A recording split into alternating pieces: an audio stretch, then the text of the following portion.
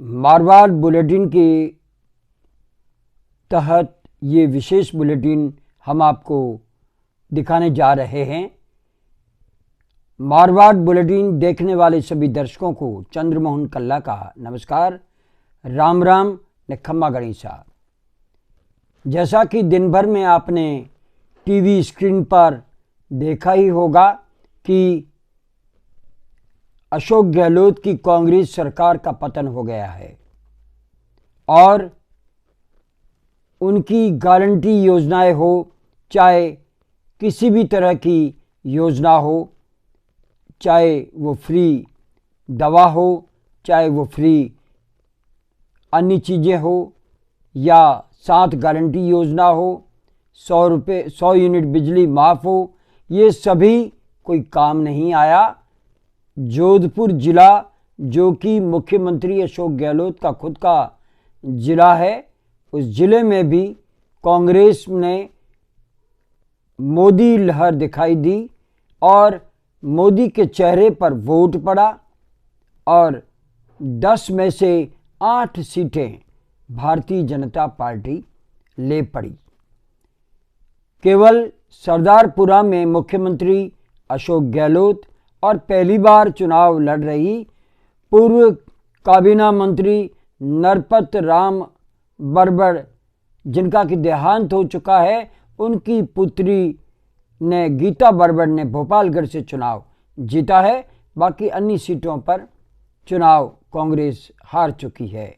वर्तमान विधायकों की बात करें तो लोहावट से कृष्णाराम, ओसिया से दिव्या मदेरणा और जोधपुर शहर से मनीषा पवार हो, चाहे लूणी से महेंद्र बिश्नोई हो, ये चुनाव हार चुके हैं।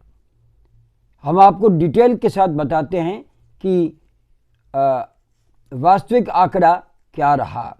मुख्यमंत्री अशोक गहलोत ने चुनाव जीत लिया है।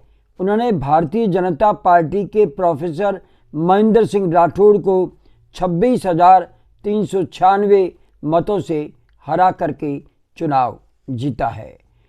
फलोदी में भाजपा के पब्बाराम बिश्नोई चौथी बार विधायक बने हैं। उन्होंने कांग्रेस के प्रकाश छंगानी को 10,784 मतों से पराजित किया है।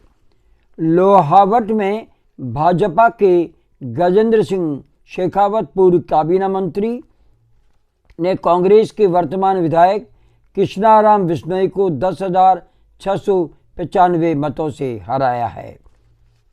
हम आपको बता दें कि लोहावट में जो बदलाव हुआ है वो भारतीय जनता पार्टी के कारण से नहीं मानते हुए हम रालोपा को इसका कारण मानते हैं। रालोपा के सत्यनारायण बिश्नोई को 49,384 मत मिले। वे तीसरे स्थान पर भले ही रहे, लेकिन कृष्णाराम को आसानी से हराने में कामयाबी हासिल की है। शेरगढ़ में भारतीय जनता पार्टी के बाबू सिंह राठौड़ ने कांग्रेस की मीना कंवर को हराकर पिछली हार का बदला ले लिया है। उन्होंने 25,044 मतों से ये चुनाव जीता है। यहाँ पर भी रालोपा के जोराराम को 16,952 मत मिले और वे तीसरे स्थान पर रहे, लेकिन इस कारण कांग्रेस की मीना कंवर चुनाव हार गई। अब हम आपको बताते हैं ओसिया विधानसभा क्षेत्र में दिव्या मदेरणा की जीत पक्की लग रही थी और जिस तरह से उन्होंने चुनाव प्रचार किया, ये लग रहा था कि दिव्या मदेरणा परिवार की होने के कारण ओसिया में चुनाव फिर से जीत जाएगी, लेकिन वे कांटे की टक्कर में भैराराम सियोल भारतीय जनता पार्टी से चुनाव हार गई और 2,807 मतों से वे पराजित हुई। इस तरह से भैराराम सियोल ने अपनी पिछली हार का बदला दिव्या मदेरणा से ले लिया है। भोपालगढ़ में कांग्रेस के लिए अच्छी खबर है कि पहली बार चुनाव लड़ रही पूर्व काबीना मंत्री नरपत राम बरबड़ की बेटी गीता बरबड़ को जनता ने आखिरकार चुन लिया और उन्होंने वर्तमान विधायक आरएलपी के पुखराज गर्ग को 24,298 मतों से हराया। यहां पर कमसा मेघवाल भाजपा की तीसरे स्थान पर रही है। बिलाड़ा से भारतीय जनता पार्टी के अर्जुन राम ने कांग्रेस के मोहनलाल कटारिया को 10,828 मतों से हराया और यहां पर भी आरएलपी का दबदबा रहा।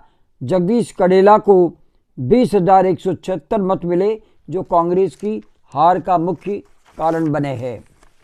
लूणी से भारतीय जनता पार्टी के जोगाराम पटेल ने कांग्रेस के वर्तमान विधायक महेंद्र बिश्नोई को 24,678 मतों से हरा दिया।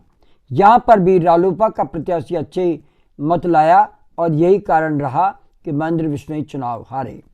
सूर सागर की बात अगर करें तो यहां पर निसंदेह हिंदू और मुस्लिम मतों का विभाजन स्पष्ट दिखाई दे रहा है।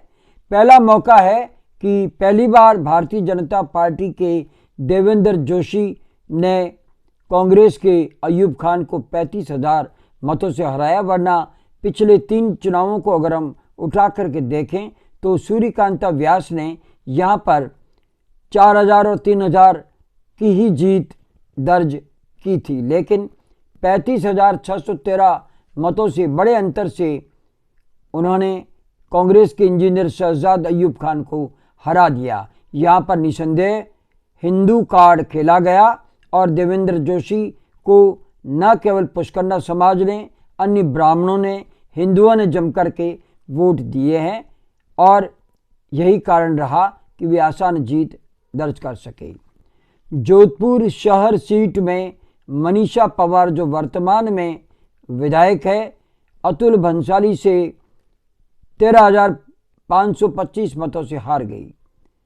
मनीषा पवार ने काफ़ी बड़ा संघर्ष किया था, लेकिन भाजपा की लहर को वे रोक नहीं सकी।